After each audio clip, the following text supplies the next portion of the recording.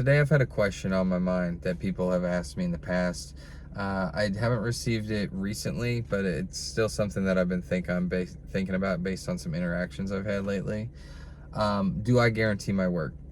Do I guarantee results for your dog? And the answer is no, I do not. Because a dog is not a toilet. Okay. Um, as far as I go, whether I'm coming out to do one-on-ones with your dog, work one-on-one with your dog, or I come out and I'm doing guided lessons with you, I'm just supplemental. I'm there so you can have, if it's a guided lesson, you've got intimate access to me. I can demonstrate things. I can hand you the reins. I can observe. We can troubleshoot on site. Then, I need you to work on it in the meantime before we meet again, if we ever meet again. If I'm coming out and working one-on-one with your dog, then like I'm there as the training wheels. I'm once again supplemental. So I can work on cues with your dogs and keep them familiar with that and the context in which we're using them. I can apply them to other contexts and kind of broaden that, and maybe help with some generalization. But your dog's going to need you to show up. Your dog's going to need you to do the work. They need you to be the X factor, because I don't live with you. I don't live with your dog. I don't rent a room in your home. The dogs that I work with, most of my students I work with once a week. There's one dog that I work with twice a week, and there's a couple dogs that I work with every other week.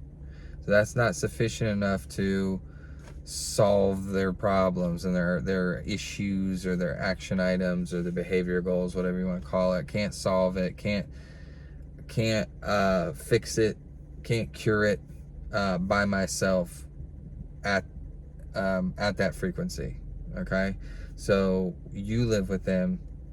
They're your companion, you're their guardian. You're gonna have to find time to work with them on the things that I'm working on. And so it's not how long you work on something, it's how often. Dog training is one of the few professions where I teach you how to do my job. And then you're going to need to be doing it in my absence.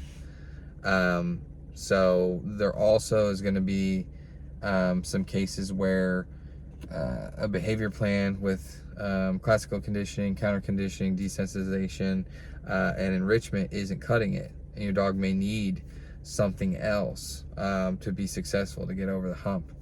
And that might include pharmacological intervention or a pharmacological regimen. Okay, so to make meaningful progress, to habituate, acclimate, to cope, and to learn and make associations.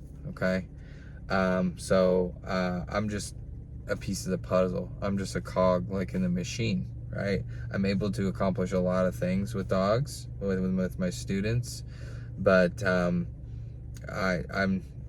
not a one-man miracle worker. Okay, it's a team effort, and if you're not doing your homework, your dog will tattle on you.